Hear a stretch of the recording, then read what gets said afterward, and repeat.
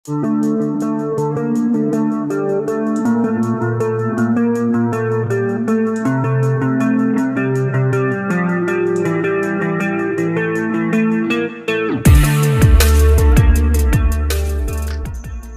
ini Cuy telah sampai di kantin makanan dan terlihat Cuy membawa makanan yang sudah ia beli. Namun di saat Cuy tengah menikmati hidangan makanannya, ia melirik ke belakang karena Cuy mendengar suara keributan dari seseorang. Keributan ini berasal dari seorang pria bernama Yuho yang sedang memarahi Jian Janji dan meminta Jian Janji untuk pergi dengannya. Tapi Jian Janji menolak ajakan Yuho. Yoli yang datang bersama Jian Janji, ia mencoba untuk menghentikan Yuho dan berkata bahwa dirinya mengenal Fan Hong. Mendengar Yoli, Yuho tidak peduli dan ia langsung menampar Yoli dan berkata, memangnya kenapa jika Yoli mengenal Fan Hong? Setelah menampar Yoli, Yuho lalu melirik ke belakang karena ia menyadari ada seseorang yang datang menghampirinya. Orang yang datang adalah Cuy dan Cuy bertanya apa yang sedang terjadi, kenapa beberapa pria berbadan besar menindas dua orang perempuan. Di sisi lain, Jian Janji yang sedang membantu Yoli berdiri. Ia melihat Cuy datang dan ia tampak sedikit terkejut. Jian Janji lalu menyarankan Cuy untuk pergi dari sini dan tidak ikut campur masalah di sini dan biarkan dirinya sendiri menyelesaikan masalah ini. Cuy yang mendengar Jian Janji, ia hanya tersenyum dan merasa Jian Janji adalah wanita yang baik yang tidak ingin Cuy ikut terlibat. Sedangkan Yuho, ia hanya menyeringai sambil memperlihatkan tato di dadanya dan memperingatkan Cuy untuk tidak menyinggungnya karena ia adalah orang dari dunia bawah. Mendengar Yuho, Cuy tidak peduli, melainkan ia menghina Yuho yang seperti orang dari saluran pembuangan yang tidak pernah melihat matahari. Sontak saja saat Yuho dan anak buahnya mendengar hinaan Cuy, mereka menjadi marah dan tidak bisa menahan diri untuk segera memukul Cuy. Jian Janji yang melihat ini, ia berniat untuk mendamaikan. Namun Yoli yang ada di belakang Jian Janji, ia mencoba menghentikan Jian Janji. Yoli lalu dengan nada marah berkata kepada Cuy agar Cuy menyadari posisinya dan jangan berpura-pura menjadi orang yang kuat. Cuy sendiri tidak menanggapi serius ucapan Yoli. Baginya, Yoli adalah wanita yang tidak bisa membedakan mana yang baik dan mana yang buruk. Melihat situasi semakin memanas, Jian Janji lalu berkata kepada Yuho, ia mau pergi bersama dengan Yuho asalkan Yuho mau melepaskan Cuy. Yuho pun setuju dengan apa yang dikatakan Jian Janji dan akhirnya mau melepaskan Cuy, dan ia beserta anak buahnya tidak lagi menargetkan Cuy. Namun Cuy sendiri, ia tidak ingin melupakan masalah ini dan terlihat Cuy muncul dari belakang salah satu pria dan ia menepuk pundak pria tersebut. Dan adegan berikutnya, tanpa basa-basi, Cuy kemudian langsung melempar pria tersebut ke belakang. Setelah melakukan hal ini, Cuy berkata, hanya dengan beberapa cacing ini tidak akan bisa mengalahkannya. Yuho menjadi marah dengan provokasi Cuy dan tanpa bisa menahannya lagi, ia dan anak buahnya berlari ke arah Cuy dan ingin menyerang Cuy. Cuy tidak takut dengan Yuho dan anak buahnya dan saat ini Cuy terlihat mengambil beberapa nasi di atas meja. Dan dari beberapa nasi ini, Cuy langsung menembakkan nasi ini ke arah lutut Yuho dan anak buahnya dan menyuruh mereka semua untuk berlutut. Mendapat serangan Cuy, Yuho dan anak buahnya pun berlutut dan mereka tidak menyangka hanya dengan nasi Cuy mampu melumpuhkan mereka.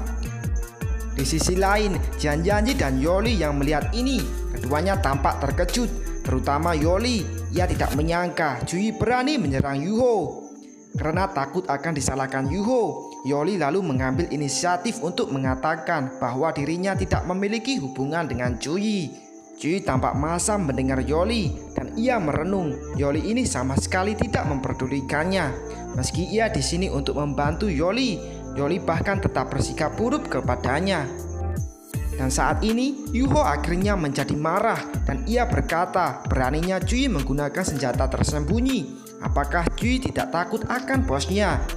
Mendengar semacam provokasi, Cuy berjongkok di depan Yuho dan bertanya, memangnya siapa sebenarnya bosnya Yuho? Yuho menjawab angkuh, Bosnya adalah orang besar yang mengenal Luo Chengfeng dan Guo Lao, dan bahkan Fan Hong sendiri tidak berani untuk memprovokasi bosnya. Setelah mengatakan ini, Yu Ho pun merenung. Bosnya pada dasarnya adalah orang yang berada di puncak kekuasaan. Dengan menyebutkan ini, Cui pasti akan takut. Namun berbeda dari imajinasi Yu Ho, Cui sendiri tidak menunjukkan ketakutan sama sekali setelah mendengar Yu Ho.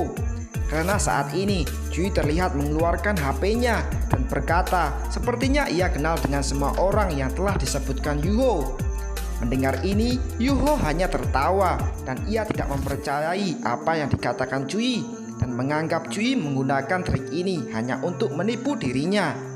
Melihat Yu Ho tidak mempercayainya, Cui lalu menyuruh Yu Ho untuk memberitahu nama orang yang ingin ia temui dan Cui akan segera menghubunginya.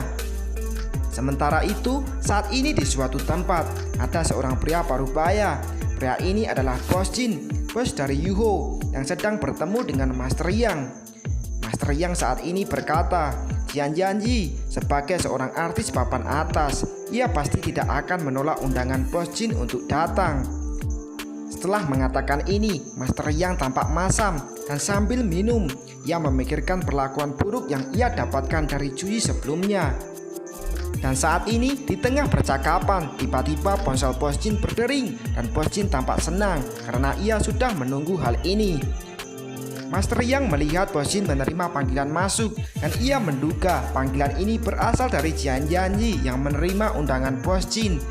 Namun berbeda dengan apa yang dipikirkan Master Yang, Bos Jin tiba-tiba saja berdiri dan raut wajahnya memperlihatkan kemarahan. Alasan Bos Jin marah karena saat ini Bos Jin mendapat informasi bahwa Jian Jianji telah menolak undangannya dan sepertinya anak buahnya sedang mendapatkan masalah. Kembali ke Yu Ho, saat ini terlihat sebuah kaki menginjak kepala Yu Ho. Yu Ho sendiri yang mendapat perlakuan seperti ini, ia hanya bisa menahan kemarahan di hatinya. Namun Cui yang menginjak kepala Yu Ho, ia tidak peduli dengan kemarahan Yu Ho dan ia tetap duduk santai sambil makan buah di tangannya. Dan tidak berselang lama, akhirnya Bos Jin pun datang bersama dengan Master Yang dan bertanya siapa yang berani membuat masalah di wilayahnya. Sementara Bos Jin menanyakan hal ini dengan sigap, terlihat anak buah Bos Jin membawakan kursi untuk diduduki Bos Jin. Bos Jin kemudian duduk dan ia lanjut berkata, siapapun yang membuat masalah di wilayahnya, ia tidak akan membiarkan orang tersebut keluar hidup-hidup. Mendengarkan ucapan Bos Jin, Cui hanya tersenyum dan berkata dengan nada remeh bahwa apa yang dikatakan Bos Jin hanyalah bualan semata. Akan tetapi, apa yang telah Cui katakan membuat Master Yang marah. Baginya, Cui yang sudah mau mati, beraninya ia masih bicara sombong. Bos Jin yang juga mendengar Cui, ia juga marah dan tanpa pikir panjang, ia lalu menyuruh anak buahnya untuk segera memberi pelajaran kepada Cui. Namun di tengah perselisihan antara Cui dan Bos Jin, tiba-tiba terdengar suara yang datang dari belakang Bos Jin. Bos Jin yang menyadari ini, ia pun melirik ke belakang. Orang yang datang adalah Jiang Kun dan saat ini Jiang Kun tampak marah dengan tindakan Bos Jin.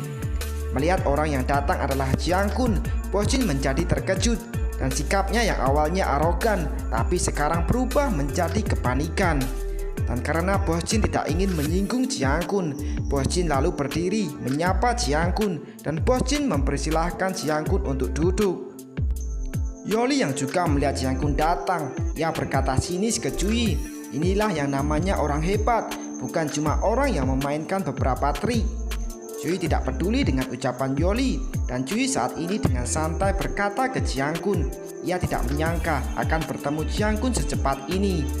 Mendengar Cui, Bos Jin tampak marah dan sambil menunjuk Cui, ia menyuruh Cui untuk menjaga sikapnya ketika berbicara dengan Jiang Kun. Namun Jiang Kun yang mendengar Bos Jin, ia justru marah ke Bos Jin dan tangannya terlihat memukul kepala Bos Jin dan berkata Bos Jin lah yang harus menjaga sikapnya. Mendapat pukulan dari Jiang Kun, Bos Jin tampak bingung dan ia tidak tahu kenapa Jiang Kun justru memukulnya dan bukannya Cui. Dan di tengah kebingungannya, Bos Jin tiba-tiba jadi terkejut karena ia melihat Jiang Kun menghampiri Cui dan Jiang Kun begitu hormat kepada Cui. Yoli yang juga melihat hal ini, ia juga ikut terkejut dan ia bertanya apa yang terjadi, kenapa Jiang Kun begitu menghormati Cui. Di sisi lain, Jian Jianji akhirnya tersadar, ternyata Cui bukanlah orang sembarangan dan sepertinya selama ini ia telah salah paham terhadap Cui. Cui sendiri saat ini meminta Jiang Kun untuk tidak perlu sopan, dan ia juga berkata kali ini ia tidak punya waktu luang karena saat ini ada banyak hal yang harus ia selesaikan. Mendengar Cui, Jiang Kun menjadi penasaran dan ia bertanya ke Cui bagaimana cara Cui menyelesaikan masalah di sini. Cui pun menjawab ia akan membiarkan Bos Jin tetap hidup, tapi Bos Jin harus menampar dirinya 2 kali. Lalu Bos Jin harus minta maaf kepada Jian Jianji. Bos Jin sendiri saat mendengar Cui, ia tampak marah dan ia langsung menolak perintah Cui untuk menampar dirinya sendiri dan meminta maaf ke Jian Jianji. Namun saat Jiang Kun dengar penolakan Bos Jin, raut wajahnya saat ini jadi muram dan berkata jika Bos Jin masih mau hidup, maka lakukan apa yang diperintahkan Guru Chu. Bos Jin menjadi terkejut dengan keberpihakan Jiang Kun kepada Cui, dan ia yang dengar Jiang Kun memanggil Cui Guru Chu, ia merasa sedikit aneh.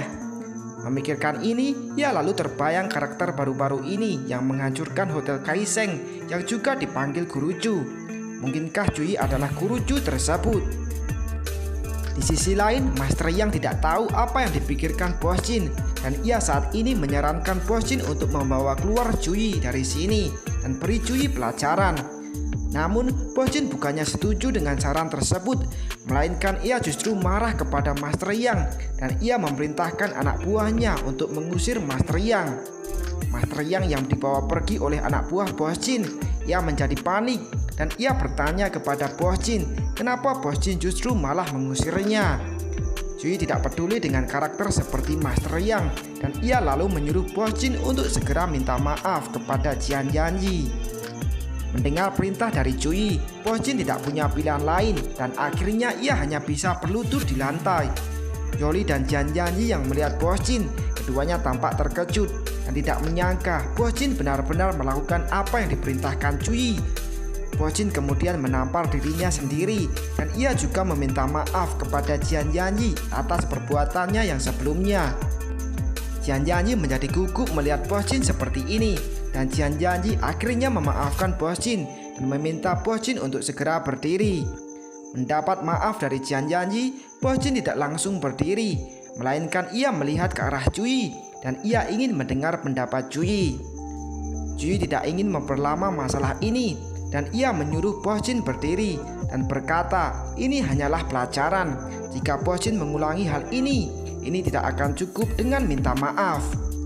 Bos Jin yang dapat pengampunan Cui, ia lalu berdiri dan ia berterima kasih kepada Cui dan sebagai ganti ia akan mengadakan jamuan untuk Cui. Kemudian adegan berganti, saat ini di sebuah ruangan, Cui dan lainnya terlihat duduk bersama dan di sini Jiang Kun tampak hormat di hadapan Cui. Melihat ini, Yoli dan Jian Jianji jadi terkejut dan bertanya dalam hati, latar belakang seperti apa yang dimiliki Cui sampai membuat Jiang Kun begitu hormat kepada Cui. Namun di tengah keterkejutan Jian Jianji, tiba-tiba pikiran Jian Jianji teralihkan dengan suara ponsel di sakunya yang berbunyi. Jian Jianji lalu mencari tahu siapa yang menghubunginya. Tapi setelah Jian Jianji melihat kontak nomornya, raut wajah Jian Jianji terlihat sedikit serius. Jian Jianji kemudian berdiri dan ia meminta izin kepada semuanya untuk menjawab telepon terlebih dahulu. Dan sebelum Jian Jianji pergi, sekilas terlihat kontak nomor orang yang menghubungi Jian Jianji. Cui yang melihat kontak nomor tersebut, ia sontak langsung membayangkan Yang Ling, mantan pacarnya yang sebelumnya.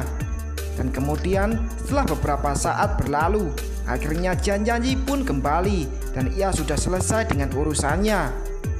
Melihat Jian Jianji kembali, Bos Jin bertanya kepada Jian Jianji, siapa yang menghubungi Jian Jianji? Kenapa Jian Jianji terlihat tidak bersemangat? Jian Jianji menjawab, orang yang menghubunginya adalah artis wanita dari industri yang sama yang bernama Yang Ling. Mendengar nama Yang Ling, Bos Jin tertawa dan ia juga tahu siapa Yang Ling yang juga merupakan artis terkenal. Jian Jianji menjelaskan, saat ini orang-orang berusaha untuk memboikot Yang Ling karena Yang Ling menggunakan cara yang tidak benar dalam menjadi artis. Sebelumnya, Yang Ling meminta bantuannya untuk masuk ke kru filmnya dan Jian Jianji menolak. Tapi tak disangka, Yang Ling sekarang dipilih direktur untuk memerankan peran di film. Jui yang mendengar penjelasan Jian Jianji, ia berkata dan menyimpulkan sepertinya Yang Ling ini berencana untuk mencuri kepopuleran milik Jian Jianji. Setelah mengatakan ini, Jui teringat akan kehidupannya yang sebelumnya.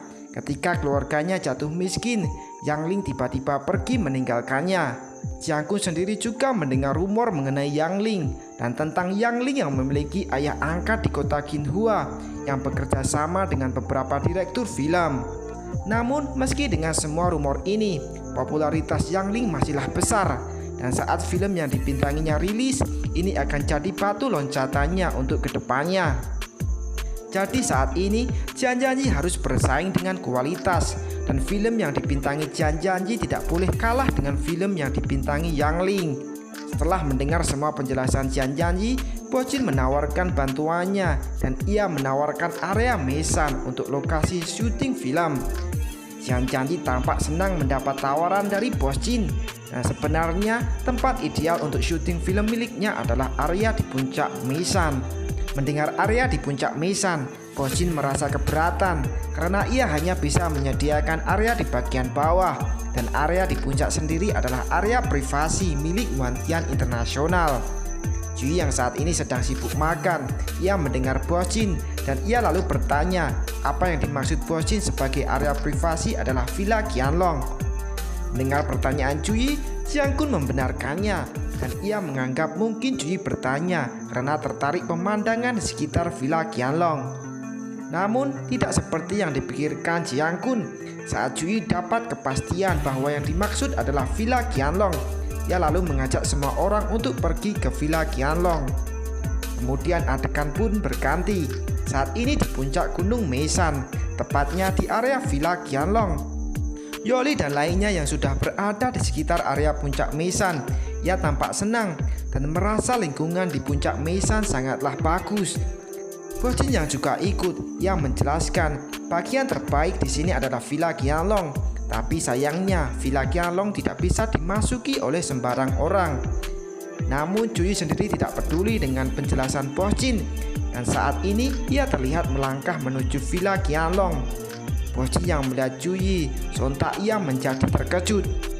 Melihat keterkejutan Bo Jin, Jui bertanya, bukankah ia datang ke Villa Qianlong untuk syuting film? Jadi mau tak mau, ia harus masuk ke dalam. Jiang Kun yang melihat Jui tetap mau masuk ke villa, ia mencoba menghentikan Jui dan berkata, Villa Qianlong memang tidak bisa dimasuki, bahkan jika itu dirinya sendiri. Mendengar Jiang Kun, Jui hanya melirik ke belakang dan ia sendiri tidak terlalu peduli dengan ucapan Jiang Kun. Di sisi lain, Jian Jianji yang melihat Jui, ia juga ingin memperingatkan Jui, namun ia merasa ragu dan akhirnya ia tidak jadi. Dan saat ini Jui dengan tenang terus melangkah menuju Villa Qianlong, dan terlihat semua penjaga di Villa Qianlong membungkukkan badannya ke arah Jui. Melihat hal semacam ini, Bo Jin, Jiang Kun, Yoli dan Jian Jianji terkejut dan tidak tahu apa yang sebenarnya terjadi. Kenapa para penjaga memberi hormat kepada Jui? Jui tidak peduli dengan keterkejutan semuanya, melainkan ia kemudian menyuruh semuanya untuk masuk ke dalam villa. Bo Jin saat ini bergumam, mungkinkah pemilik dari Villa Qianlong selama ini adalah Jui? Menyadari ini, Bo Jin tidak bisa menahan keterkejutan di hatinya. Jui lalu mempersilahkan semuanya untuk masuk, tapi Jui sendiri saat ini ia ingin menemui seseorang terlebih dahulu, jadi ia tidak bisa menemani semua orang untuk masuk ke dalam. Melihat Jui pergi, Jiang Kun merasa Jui ini sangat luar biasa, karena menurutnya siapapun yang memiliki Villa Qianlong bukanlah orang sembarangan. Dan saat ini Jui melangkah ke salah satu arah dan ia menyuruh seseorang yang bersembunyi di balik pohon untuk segera keluar menemuinya. Orang ini adalah Yo Qian, pacar Ma Luming, dan Yo Qian sendiri setelah membuntuti Jui, ia tidak mengira Jui sebenarnya adalah pemilik dari Villa Qianlong. Jui tahu apa yang Yo Qian pikirkan. Ia menebak Yo Qian berpikir guru yang ia kira miskin ternyata orang terkaya di kota Jiujiang. Mendengar apa yang ia pikirkan diungkap oleh Jui, Yu Qianqian tampak terkejut dan ia tidak tahu bagaimana Jui bisa mengetahuinya. Jui lalu berkata ke Yu Qianqian, meski Ma Luming tidak begitu kaya, tapi Ma Luming bisa memberikan lingkungan yang nyaman di masa depan. Jadi Jui memperingatkan, jika Yu Qianqian hanya ingin mempermainkan Ma Luming, Jui menyarankan Yu Qianqian untuk pergi meninggalkan Ma Luming. Yu Qianqian yang mendengar semua ucapan Jui, ia tampak gugup dan ia mengerti dan berjanji tidak akan mempermainkan Ma Luming. Yu Qianqian sendiri merasa ini adalah sebuah kesempatan besar baginya, karena dengan memiliki guru hebat seperti Jui, hidup Ma Luming akan terjamin.